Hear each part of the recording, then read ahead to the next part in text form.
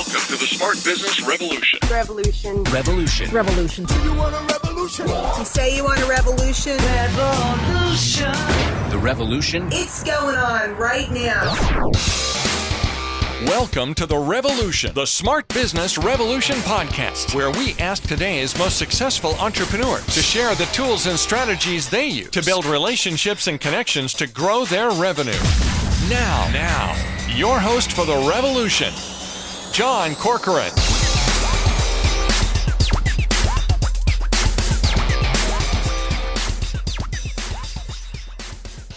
Hey everybody, John Corcoran here. I am the host of the Smart Business Revolution podcast. What's it called? Smart Business Revolution podcast. I've only been doing it for about 10 years.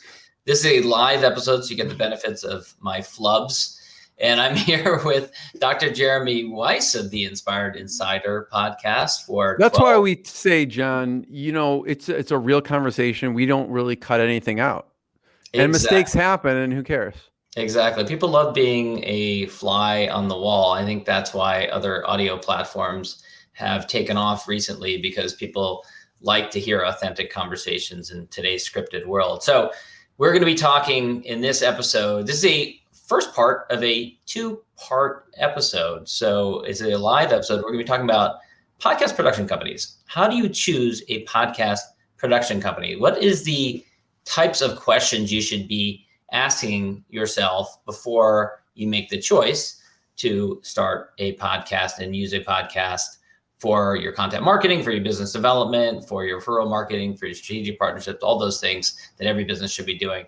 I am the co-founder of Rise25, where we help connect B2B business owners to their ideal prospects. If you are thinking about starting a podcast, if you've ever thought about starting a podcast, if you have a business where you need to do business development from time to time, where you want to get more referrals in the door, if you're interested in more lead generation, a podcast and content marketing is the solution to many of those challenges. So you can learn more by going to rise25.com or email us at support@rise25media.com. All right, so let's dive into it, Jeremy, into this subject matter. Now, you've been doing this for 12, 13, 14 years. You've been advising different companies on how to leverage a podcast. So we've really drilled down, and I want to cover an overview of the types of questions we're going to address in this episode and in the next episode. So first of all, the questions that you should ask yourself, first of all, kind of a foundational question: should you handle it in-house, or should you hire an outside company to help you with handling that? We'll talk about the pros and cons of that. Do you want to hire an agency, or do you want to hire one person, or do you want to hire a team of people? We early on used those different options, and we can talk about the pros and cons of those different approaches. You want to ask also, what is your overall goal of doing a podcast? It's a hot topic right now. It's a hot strategy. A lot of people starting podcasts. I heard the other day that in 2020, the number of podcasts doubled. In the year of the pandemic, the number of podcasts doubled. That went from 1 million to 2 million podcasts out there. Wow. So the question is, what is your overall goal? What's your overall goal? Yeah. Next question, what is the track record of the company that you're considering using? What's their track record with podcasting? How long have they been in the game? Did they just start a year ago and now they're turning around and helping others? Or have they been in the game for a while? We have about 20 years experience, so we can talk a lot between the two of us. 20 years experience, we can talk about the things that you want to look for in that area.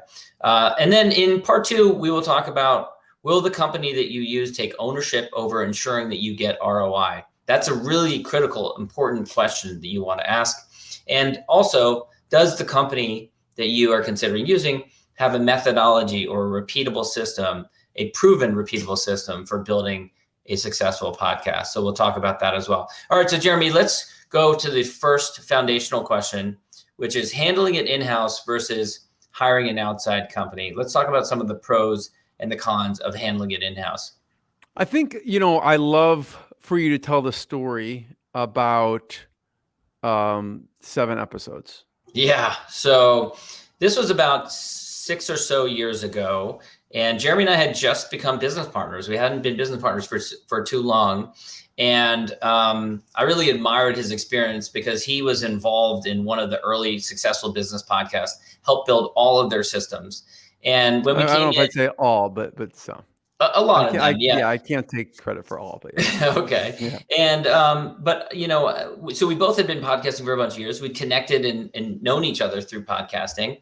And, one year at the end of the year, I look back and I realized I only published 7 episodes throughout the entire year because I was stuck. I was the choke point. I was preventing my podcast from being successful. And I turned to Jeremy and I said, I only put out 7 episodes. This is supposed to be a weekly podcast. What am I doing wrong? Can you help me with this?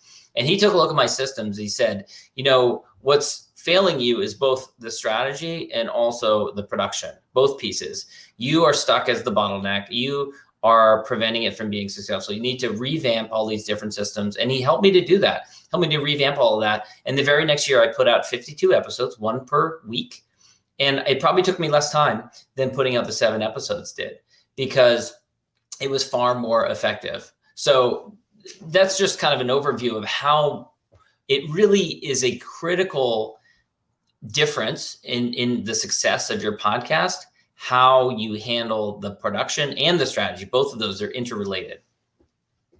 Yeah, I think it goes into so handling it in-house, right? So in that situation, you were handling it in-house. And so there's pros and cons, right? A con would be, you were the bottleneck, you were the project manager of everything. It was taking a lot of your time, and it was not the best use of your time to try and project manage all of those little pieces. Even though you were smart in not doing all the little pieces. Like some people actually say, well, I love doing video editing. And I'm like, great. I'm glad you love it, but I don't think you should be doing it. Right. Or whatever. You're a writer, wrote for the White House under Bill Clinton and the governor of California. And, you even were like, I shouldn't be writing these things. Right. Exactly. It was limiting me. Right. And so sometimes our greatest strengths become a weakness. But you realized, I shouldn't be doing these things. I have other things I need to be doing. So you did do a good job of like, okay, I know I shouldn't be handling this, but you were still overseeing it. And so that's a con because you are focusing in on it and you're project managing it. And sometimes when we're talking to people, John, they don't put a value on their time. They're like, oh, cool. I think I could maybe save. So a pro, people may go, well, a pro keeping in houses, maybe I'll save some money. I maybe have someone who has extra hours. I can give it to them or kind of delegate it. There's a multitude of things with that, which is, well, do they have the expertise? And then you have to also project manage that person. So some of the people we talk to are not valuing their time in the equation of project managing it. Right. So. And the in-house team is never going to be totally abreast of all the changes that are happening. There are new platforms coming up all the time. There are changes to existing platforms. You can get kicked off a platform. I mean, when I started, it happened all the time where I'd get emails from a listener who'd be like, you're not on this app anymore. I used to listen. This is the app that I listen to podcasts on, and you're not on there anymore. And I take a look, or my artwork was screwed up or something, and I had no one to turn to for these things. I was like, oh, great. And I'd lose a couple hours trying to figure these things out. The other big con of handling it in-house is, frankly, there was no external pressure, which is a good thing, to ensure that I produce an episode each week. None. So that's why I only put out 7 episodes. What do you mean by external pressure? I mean, either an outside team that is depending on me, that is saying, where's the episode? Why haven't you done it? Or financial pressure. I mean, we now spend thousands of dollars a year paying our own team in order to produce and that is a pressure, and that is a good thing, because frankly, so many tremendous benefits have flowed to my life from the discipline of having a great conversation with a great person, a client, a referral partner, a strategic partner on a weekly basis, now a twice weekly basis. And that's that external pressure, the pressure of knowing that I'm paying for this, whether I do it or not, is a good thing, because it forces the discipline of making sure that I do it. Yeah. And I think, so in the conversation of should you handle it in-house or hire an outside company, I think certain people should just do it in-house also. We don't think everyone should, hire an outside company to do it. But so in the pros and cons, there's a number of cons. I'm handling it in-house, right? From overseeing it to, just time is money. And the pros are, maybe if someone's just starting out, maybe, the people we work with tend to have businesses that generate them revenue. They're not in the business of podcasting where they're trying to, basically get as many subscribers and try and get advertising dollars. But someone, maybe they're just starting out, the lifetime of their client value is maybe low. Maybe they're just starting out and they have more time than money at that stage. Well, then just do it yourself. Start off doing it yourself. And when you build momentum and you start bringing dollars in the door and you can't afford to bring someone in outside, it's not just the money, it's the, Ed O'Keefe has a great book called Time Collapsing. You get the experience of a team who's done it for a decade. They will shortcut processes that it would take you a long time to figure out, or maybe if ever figure out. But some people should just keep it in-house and just try and do it themselves in the beginning. Yeah, right? For sure. And then you can always change that later. All right, so let's move on to the next question. Next question is, do you want to hire an agency, or do you want to hire one person, or do you want to hire a team of people? And Jeremy, you've had different experiences early on. Talk a little bit about the different pros and cons of those different approaches. So do you want to hire an agency or one person or a team, right? I guess the way we say this, when we talk is it relates to the last question, which is if you hire a person, right? Let's say you go, I'm going to go to the local high school and find a high school student to take my audio and put it on somewhere, right? Put it on my website or wherever it is. Then you have to project manage that person. You have to spend time training them. Maybe you don't know what you're doing. Let's say you do, and you still have to spend your time. When we talk, I guess we don't even consider ourselves a podcast agency. We consider ourselves, because we are more focused on the results of the podcast than just like, okay, get it out there, right? I always tell people, and John, you say this too, like anyone could speak into a mic and publish it online. Okay. You could speak into this mic and just upload it to YouTube. Yeah. Okay. Is it going to meet the goals of the business? Is it going to be good content? All of those things. So when we talk about, we don't consider ourselves a podcast agency. We are more of an outsourced business development and content team and other things combined, and right? Strategists, exactly. Yeah. So that's the question is, what are which we'll talk about goals in a second, but when you're thinking of, are you going to hire one person? Are you going to just hire kind of a team of people? Like you had not just one person, but you had kind of different people handling different pieces, but it wasn't a cohesive group, and it didn't have like an overarching, strategy. I still was the person who had to oversee that.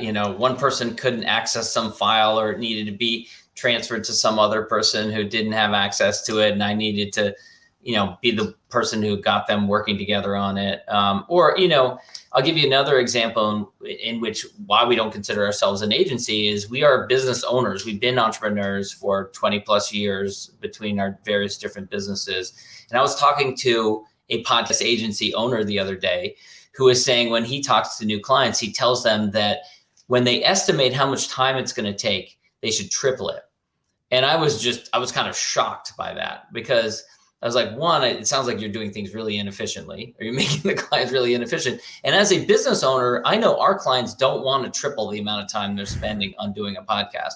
I know they want the podcast to be an asset that saves them time and that builds great relationships for them, but isn't a time suck, because that's the cure. That will kill your podcast, is if people have to spend a bunch of time on it. So, what we're, as strategists, we're looking at how can this save time, and what are the ways in which you are operating this initiative that maybe initially were not that efficient. Just like with me, where it was taking me so much time, and Jeremy came in and said, you're doing these things wrong. We're going to do it much more efficiently. It's going to take you less time. You're going to produce 5 times as many episodes. I think you bring up a good point. It's funny when we're talking about how do you choose a podcast production company before you even started the podcast, we're talking about killing the podcast. But I think it's an important conversation to have because what we find is the two things that kill a podcast. Really, there's one main one that kills a podcast, which is you don't get ROI from your podcast. That will kill it. No matter, we've seen people with the best of intentions, like, oh my God, I'm so excited. I have this passion project and I'm just so excited to get this out in the world. If that doesn't produce ROI, they're going to quit at some point because it is time. There is time involved in it. Like there's no, we always say we are an easy button for people to launch and run their podcast, but there is still time involved in it, right? It's not like you just lay back and push a button. So the one is you don't get ROI. And the second is the way to kill it is you are totally inefficient and you're spending way too much time on the things that you shouldn't be spending time on, right? Yeah, absolutely. And that happens all the time. And I say to people that doing a podcast is a blank slate. And so people can layer in all kinds of different complexity and it gets very paralyzing. So let's address the next question. The next question is, what is your overall goal? What is your overall goal in doing a podcast? And that is a really important question you want to ask yourself when you are thinking about hiring a podcast production company. And some of the options are, maybe your goal is you want to build up a huge audience and sell a bunch of ads and sponsorships and get big name companies advertising on your show. That's one goal. Maybe another one is you have an existing profitable business. You want to use it as a tool for business development, use it as a tool for marketing. That's another one. Maybe you want to create some content and you want to do it very efficiently so that you don't spend a ton of time each week producing videos. Maybe another one is you want to build your personal brand. Maybe another goal is you want to get exposure. Maybe another goal is you want to get a lot of people to download the episodes and listen to you. But you really should think about what is your overall goal. Yeah. I mean, I think that is the case. People they kind of fit into different buckets, right? There's an authority bucket, right? They want to get more, authority exposure. And that's really when people are talking about download, subscribers, ranking, building a brand, it's authority, getting across, as like one 30-minute conversation, we can put across over 15 different channels, right? That one 30-minute conversation, doing more, 2 or more episodes a week over a 10-year period is, you already know this. If you, John, asked me to write a blog post, now you have written for some of the top sites out there. You've written for Forbes, you've written articles in Inc., you've written in, where else? I mean, Huffington Post, Psychology Today, you name it. Yeah. All of them. Mm-hmm. And I could never have. I mean, I wouldn't say I could never, but I just would get paralyzed with writing an article. But I've done over 2 or more blog posts a week for a long time, which also go on Spotify, iTunes, Stitcher, Google Play, YouTube, Facebook, LinkedIn, Twitter. And so that's exposure. That's building a brand with just one conversation. Yeah. Right. Yeah. So those are the goals. And so, they kind of fit into the revenue and the authority, but really what people, and John, you can talk about this too. Really, when someone's saying authority, they want authority because it brings more possible deals, clients, referral partners their way. Exactly. Right. That's ultimately the ultimate goal behind the authority. It's not just authority for authority's sake, but what's the ultimate goal behind it? And then any final thoughts on this? I think, it's funny because when we talk about podcasting and when we're talking with a client or someone, we are sometimes helping them map out a product ladder that is going to get them more business. They may even come with, okay, here's my offering right now. And we help them map out a product ladder. And what I mean by product ladder, I'll maybe let you expand on it. But if you look at, we've talked about Tony Robbins has an amazing product ladder, right? He puts out, if you put on YouTube Tony Robbins, you probably have over 2 million results of free content. You can get free content. And then he's got books and audio books and regular books you can buy for $20 to $30. And then you can go to one of his, virtual right now conferences, or when they are back in person, there are $3,000 to $5,000. And then you could also join his business mastery. That's maybe, $7,000 to $15,000. And you still haven't talked to or touched Tony Robbins at this point. And I'm sure there's other things I'm missing, but then you could hire him as your coach and go to Fiji and probably, pay multiple 6 or 7 figures for that. Right. So he's got all these entry points in his business. And so some of the people we work with, we help them create, think about creating different entry points so that other people can engage in their business. And so if the overall goal is making sure the business is sustainable and the podcast is sustainable, we need to map out not only a path of what's going to be good content and what are they going to be good, mapping out the strategy, which we'll talk about next time in part 2, guests and other things, but also mapping out what is how can the business, like you said, we're business owners. We've operated multiple businesses. What is going to be best for them to create that they don't have? And there's another one of when people have said this, that would do it if no one was listening. You want to talk about that? Oh, for sure. Yeah. So, as far as overall goals go, look, is it helpful to you to talk to smart people, to have the opportunity to ask them questions? It's incredibly helpful. Some of the best insights I've gained and ideas and strategies for my business before our business together has been from the ability to invite a smart author, speaker, thought leader, expert, peer to come on the podcast and be able to just give that opportunity to ask some questions and to learn professional development. It's amazing. Personal development. I mean, I say that the podcast is like content marketing that doubles as personal and professional development. Yeah. So I want to make one point on this. What's your overall goal? Because they fit in different buckets. For us, it kind of, our overall goal is not to actually, I'm going to contradict myself in a second. The ultimate goal is not to produce revenue. The ultimate goal is to give to our network and to have a vehicle to give to our best relationships. And when you give first and you give your best relationships, that's when everything else flows, right? Yeah, absolutely. Yeah, people build life-changing relationships that lead to great results for their business. All right, last question. What is the track record of the podcast production company that you're talking to? What's their track record? Or person. Podcasting. Talking to a person. Yeah, or a person. Yeah, what's their track record? How long have they been doing it? Did they just start a year ago, 2 years ago? Have they been doing it for a little while? Now, Jeremy, you hopped into this space, I'm going to say 2008, 2009, something like that, in that time frame.